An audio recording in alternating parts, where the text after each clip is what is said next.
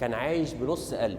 اسمه لسه موجود عليه لحد دلوقتي، فريد الأطرش. في حاجات كتير كان بيحلم بيها، كان حابب ان هي يحققها، ما حققهاش، ونص التاني اتدفن مع اخته اسمهان. مش عارف اوصف لكم ان وقوفي هنا صعب. النهارده بقى جايين نزور مدفن الفنان الجميل العظيم فريد الأطرش. يلا بينا ندخل نزوره ونقرا له الفاتحه.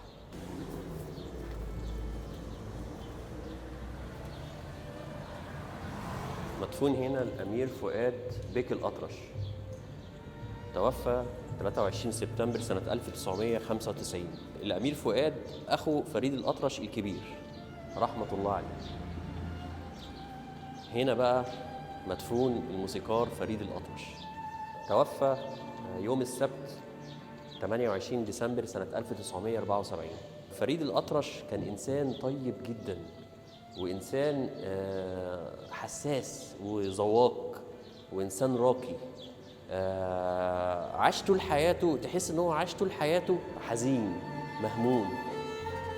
أما بقى وصيته كانت إن هم ينقلوا جثمانه للقاهرة ويدفن جنب أخته أسمهان. أهله بقى الدروز كانوا رافضين تماما إن هو يدفن في القاهرة، وقالوا لا، هيدفن عندنا. وفعلا اتجمعوا بالسلاح، بس اخوه فؤاد الأطرش قال لهم يا جماعه دي وصيته، وفعلا نقلوا جثمانه في اليوم الثاني للقاهره، وبعد كده نقلوا جثمانه لمسجد عمر مكرم عشان تبدا مراسم الجنازه. بس اتجمع عدد كبير جدا من الجمهور حوالين الجامع، وكان المسؤولين وقتها مش عاملين حساباتهم تماما لتامين الجنازه، خافوا على الجثمان وفكروا بسرعه وقالوا نعمل ايه، لازم نلغي الجنازه، وفعلا لغوها، واضطروا ان هم يخرجوا جثمان فريد الأطرش من الجامع بالسر من غير ما حد ما ياخد باله. خرجوه من باب بدروم الجامع للمدافن في البساتين، وكان الحضور وقتها عدد قليل جدا من أصدقائه ومن الفنانين. في حاجات كتير كان بيحلم بيها، كان حابب إن هي يحققها، ما حققهاش. كان نفسه يتجوز، كان نفسه إن هو يخلف. كان طيب جدا، عمل حاجات كتير، عمل خير كتير جدا. كان بيجمع الناس، الخدم والعمال، كان بيجمعهم ويغننهم في الشارع. البوابين كان بيغننهم، يعمل لهم حفله في الشارع. لو انتوا مش قادرين ان كنتوا تيجوا تحضروا الحفله في المسرح او في الكازينو او في اي مكان، تعالوا اعمل لكم حفله. كان انسان بسيط وجميل جدا. فريد الأطرش يعني من اكتر حاجات اللي حببتني فيه لما سمعت له انترو كده كان بيقدمه في حفله. كان بيتكلم بتحس ان هو بيعيط، تحس في اواخر ايامه، يعني في اواخر حفلاته كان بيقول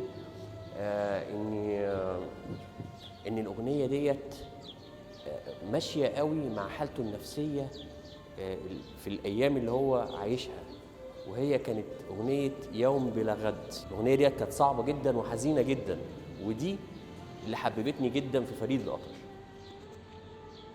فريد الأطرش قال إن بعد وفاة أسمهان وكأن نص قلبه راح، كان عايش بنص قلب. هو قال كده في لقاءات ليه، قال إن هو عايش بنص قلب، ونص التاني اتدفن مع أخته أسمهان. تعالوا بقى نروح لقبر أسمهان.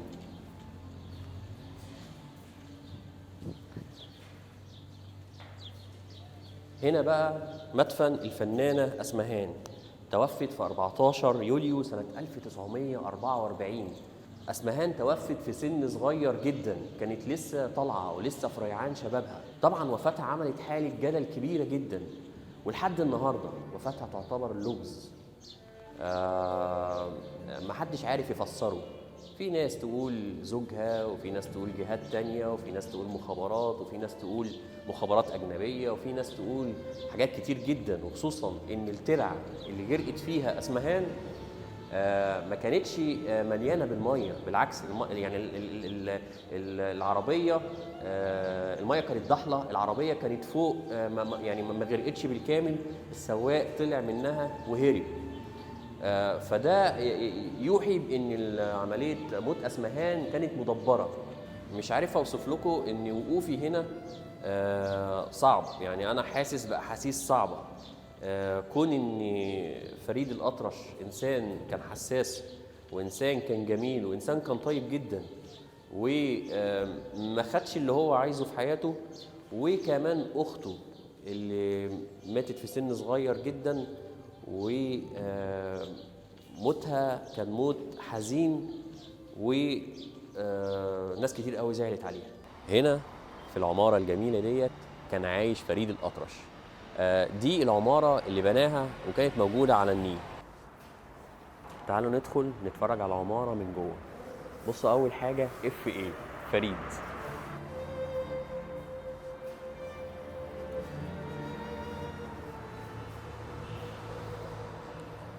بصوا يا جماعة، ده المكان بتاع البريد، ده كان صندوق البريد بتاع فريد الأطرش.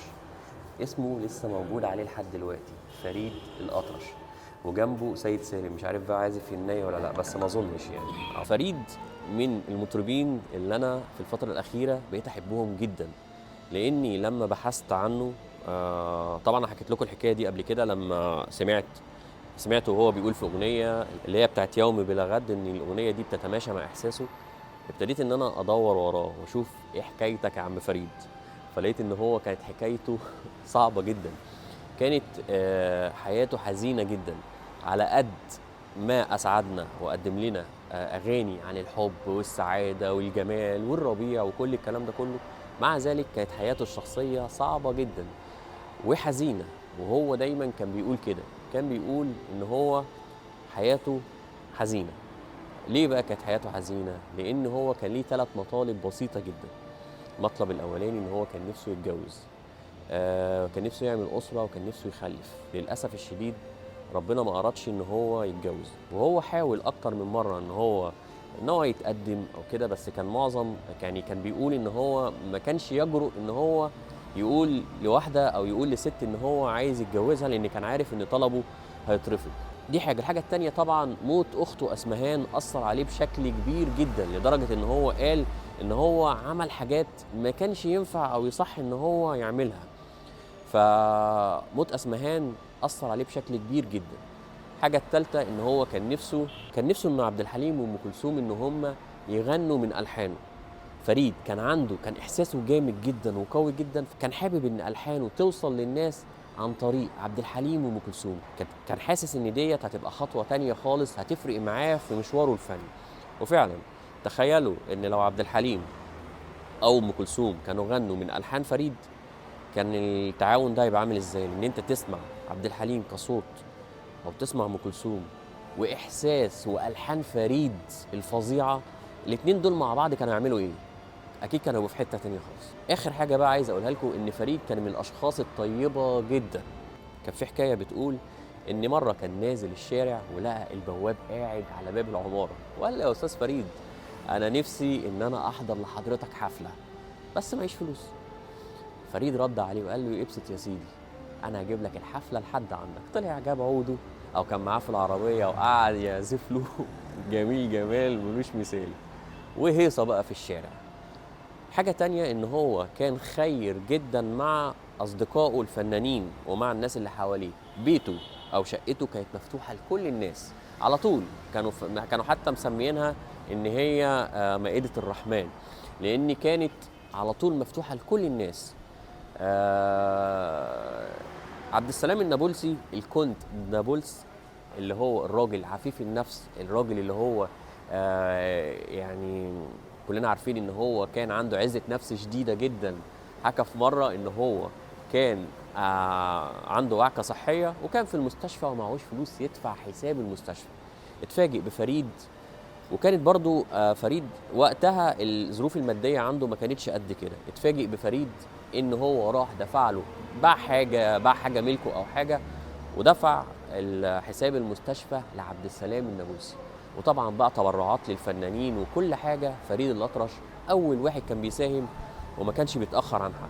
عشان كده في ذكرى وفاته النهاردة في 26/12/1974 أتمنى منكم كلكم أي حد يشوف الفيديو ده إن هو يدعي له بالرحمة والمغفرة، لأن هو اتعذب كتير واتظلم كتير، و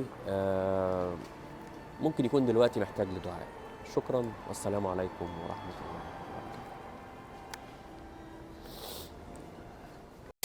وبركاته. مت 3 مرات. قلبي توقف ومت 3 مرات. موت اسمهان كانت الضربه الاولى في قلب فريد الأطرش. قال لها: يا ساميه انا حاسس ان انا هيحصل لي حاجه، خايف لا يموت والحانه ما توصلش للناس. كان حاسس دايما ان الصحافه كانت مستقصداه، وكانت اخر كلمه قالها فريد على سريره قبل ما يموت: مواقف صعبة ومؤثرة في حياة فريد الأطرش، لحظاته الأخيرة وإزاي تنبأ بوفاته، وليه تم دفنه في السر في مقبرته في البساتين. كل ده هنتكلم عنه في حلقة النهاردة، بس في البداية يا ريت تدعموا الفيديو بلايك عشان يوصل لعدد أكبر، ويا ريت اللي مش مشترك في القناة يشترك عشان يوصلك كل جديد. يلا بينا بسرعة على الحكاية. كنت بسمع أغنية عدت يا يوم مولدي لفريد الأطرش، والأغنية كانت من حفلة فريد طلع على المسرح عشان يقدمها. بس الأول قال كلمة. فريد قال للجمهور إن هو هيقدم الأغنية ديت لأن هي ماشية مع إحساسه ومع فنه، والأهم إن هي ماشية مع حالته النفسية. عجبتني كلماتها وتمشت مع إحساسي وعواطفي، وتجاوبت مع فني ومع حالتي النفسية. الكلمتين اللي قالهم فريد على المسرح دول شدوني جدا لشخصيته، خلوني عايز اعرف ايه اللي حصل له وليه كان دايما حزين ويتضايق بالشكل ده. عشان كده هنتكلم عن المواقف الصعبة والمؤثرة اللي مر بيهم فريد الأطرش في حياته. أول حاجة أثرت في شخصية فريد الأطرش هو حرمانه من والده فهد فرحان إسماعيلي الأطرش، واللي توفى سنة 1925. وقتها كان فريد عنده بس 8 سنين. وقتها اضطرت أمه إن هي تاخده هو وأسمهان وتهرب بيهم من سوريا لمصر عشان تهرب من الاحتلال الفرنسي اللي كان عايز ينتقم من عيلة الأطرش. وفعلا وصلوا مصر وعاشوا حياة صعبة جدا. وهنا ابتدى فريد إن هو يشيل المسؤولية، وعانى كتير جدا، وابتدى إن هو يشتغل ويكافح عشان يصرف على أهله وبيته. تاني حاجة أثرت في فريد الأطرش واللي فعلا كسرته هو لما اتحرم من أخته أسمهان اللي اتقتلت في عز شبابها سنة 1944. وفريد الأطرش كان متعلق جدا بيها، عشان كده قال إن أسمهان لما ماتت فريد اتقسم نصين، نص منه راح مع أسمهان والنص التاني بس هو اللي موجود. موت أسمهان كانت الضربة الأولى في قلب فريد الأطرش. فريد فقد اتزانه لدرجة ان بعد الحادثة طلع وقال ان هو عمل حاجات ما كانش ينفع يعملها، بس عملها بسبب الضغط اللي اتعرض له بعد الحادثة، وكمان عشان خاطر ينسى. تالت حاجة اتحرم منها فريد الأطرش هو الجواز والخلفة. فريد كان نفسه جدا ان هو يتجوز، وكمان كان نفسه يخلف، بس للأسف ما حصلش. وعلى الرغم ان هو كان بيحب الفنانة سامية جمال وهي كمان كانت بتحبه، بس للأسف ما اتجوزوش، لأن فريد كان شايف إن جواز الفنانات دايماً بيفشل ونادر جداً لما كان بينجح. ففي الوقت دوت ناس كتير قالت إن هو مضرب عن الجواز، بس هو طلع وقال إن الكلام دوت مش صح، وقال إن هو حب 5 ستات وكان نفسه يتجوزهم بس ما حصلش نصيب. فريد الأطرش قال إن هو سنة 1954 اكتشف إن هو مريض بالقلب، عشان كده قرر إن هو يتجوز. فريد قال لأخوه إن هو عايز يتجوز، اللي وافقه جداً. قال له: بس فين العروسة؟ فريد ساعتها شاف صورة بنت كانت موجودة على غلاف مجلة، فقال له: هي دي البنت اللي أنا عايز أتجوزها. أخوه استغرب جدا وقال له: إزاي؟ قال له: شكلها عجبني وحاسس إن هي إنسانة كويسة. وفعلا سأل عن عنوان البنت ديت وراح بيتها عشان خاطر يخطبها له. وهنا كانت المفاجأة والصدمة لما عرف إن البنت مخطوبة. مش بس كده، دي كمان كانت عايزة فريد الأطرش يغني في فرحها، بس طبعا فريد لما عرف اتضايق ورفض.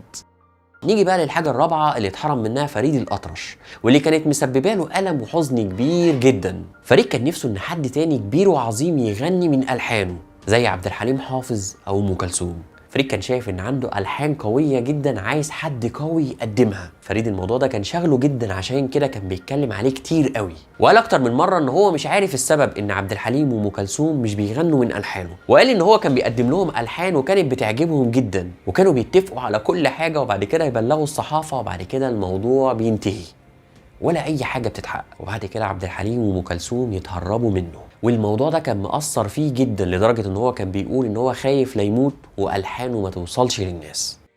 كمان من اكتر الحاجات اللي ضايقت فريد الأطرش هي الصحافة. كان حاسس دايما ان الصحافة كانت مستقصداه وما كانتش بتسنده، وفريد كان عصبي وكان بينفعل بسرعة جدا، وكان سريع الزعل، وخصوصا لما الصحافة كانت بتكتب عن حياته الشخصية. كمان الصحافة من وقت للتاني كانت بتهاجمه، وقالوا عنه ان نجاح افلامه كان بسبب الرقاصة سامية جمال. بس فريد اتعامل مع الموضوع دوت بمنتهى الذكاء، وابتدى ان هو يغير من افلامه الاستعراضية وقدم افلام تانية بعيد خالص عن الاستعراض زي لحن حبي وحكاية العمر كله. نيجي بقى نتكلم عن إنسانية وجدعنة وكرم فريد الأطرش. من أهم الحاجات اللي كانت بتميز فريد الأطرش، وطبعا كل الناس كانت بتتكلم عنها، إنه كان طيب وكان كريم جدا، وكان دايما بيته مفتوح للناس، لدرجة إن فريد الأطرش دايما كان بيتقال على بيته إنه من غير باب، وكان دايما بيحب يجمع الناس ويعزمهم في بيته على الغداء. وكان متواضع جدا، وخصوصا مع الناس اللي كانت بتخدمه او بتساعده. الناس دي كانت لازم تقعد تاكل معاه، والا فريد ما كانش يرضى ياكل. يعني مره من المرات مريم فخر الدين حكت حكايه، وقالت ان هي كانت ماشيه في الشارع، لقت فريد قاعد مع البواب ولامم كل البوابين بتوع المنطقه. قالت له بتعمل ايه يا فريد؟ قال لها عم عثمان البواب قال لي ان هو نفسه يحضر لي حفله بس ظروفه ما تسمحش. فريد قال له ابسط يا سيدي، هعمل لك هنا حفله مخصوص. فبقى هو يغني وكل الناس اللي حواليه يغنوا معاه. موقف تاني حكاه الفنان الجميل عبد السلام النابلسي، اللي في يوم من الايام اتعرض لازمه صحيه ودخل المستشفى وما لقاش جنبه غير فريد، مع ان فريد الاطرش وقتها كانت ظروفه الماديه صعبه جدا، بس فريد ما سابهوش، لدرجه ان هو راح استلف فلوس عشان خاطر يدفع له اجره المستشفى، وفضل قاعد معاه في المستشفى لحد ما خرج منها. نتكلم بقى عن مرض فريد الأطرش ولحظاته الأخيرة. فريد طلع بنفسه سنة 66 في برنامج نجوم على الأرض مع الإعلامية الجميلة ليلى رستم، وحكى وقال إن هو تعبان جدا، وقال إن هو عنده تضخم في القلب وعنده 3 جلطات بسبب الشغل الكتير والضغوط النفسية والضغوط المعيشية. وقال ساعتها إن هو ممنوع من الغنى وممنوع إن هو يمسك عود أو يعمل أي مجهود. فريد سافر لندن عشان خاطر يعمل عملية قسطرة تجريبية في القلب. وقت العملية قلبه وقف 3 مرات، حاولوا بسرعة الدكاترة إن هم يعملوا له إنعاش ويعملوا مساج لقلبه، وفي المرة الثالثة قلبه استجاب وعاش. سبحان الله. وفي المرة الأخيرة وهو راجع من لندن على مطار بيروت، طلب فريد من خطيبته سلوى القدسي إن هو يخرج بسرعة من المطار من غير ما حد ما يشوفه. فريد ما كانش عايز حد يشوفه في الحالة الصعبة اللي وصل لها، وفعلا نقلوه لبيته بسرعة من غير ما حد ما ياخد باله. نيجي هنا بقى نتكلم عن وفاته وتفاصيلها، وازاي كان حاسس ان هو هيموت، وقال في حاجة وحشة هتحصل لي. سامية جمال قابلت فريد الأطرش قبل ما يتوفى بشهر ونص، وكان زعلان ومهموم جدا. قالت له مالك يا فريد في ايه؟ قال لها يا سامية انا حاسس ان انا هيحصل لي حاجه. المصحف اللي انت جايبهوني من سنه 42 وما بيفارقش جيبي ضاع مني ومش عارف راح فين، انا هيحصل لي حاجه. اللي حصل دوت خلى سامية تندهش جدا، وحاولت ان هي تهديه وتقول له ما تقلقش يا فريد، انا هجيب لك مصحف تاني. كمان ليله وفاه فريد الأطرش حلم بوالدته علياء المنذر، وكانت لابسه اسود وجت تحضنه. دي حاجه تانية اكدت له ان هو خلاص هيموت. وكانت اخر كلمه قالها فريد على سريره قبل ما يموت، انا خلاص يا جماعه انا بقيت كويس. وفعلا توفى الموسيقار فريد الأطرش سنه 74، وكأن قلبه كان حاسس. اما بقى وصيته كانت ان هم ينقلوا جثمانه للقاهره ويدفن جنب اخته اسمهان. اهله بقى الدروز كانوا رافضين تماما ان هو يدفن في القاهره، وقالوا لا هيدفن عندنا. وفعلا اتجمعوا بالسلاح، بس اخوه فؤاد الأطرش قال لهم يا جماعه دي وصيته، وفعلا نقلوا جثمانه في اليوم الثاني للقاهره. وبعد كده نقلوا جثمانه لمسجد عمر مكرم عشان تبدا مراسم الجنازه، بس اتجمع عدد كبير جدا من الجمهور حوالين الجامع، وكان المسؤولين وقتها مش عاملين حساباتهم تماما لتامين الجنازه، فخافوا على الجثمان وفكروا بسرعه وقالوا نعمل ايه، لازم نلغي الجنازه، وفعلا لغوها، واضطروا ان هم يخرجوا جثمان فريد الأطرش من الجامع بالسر.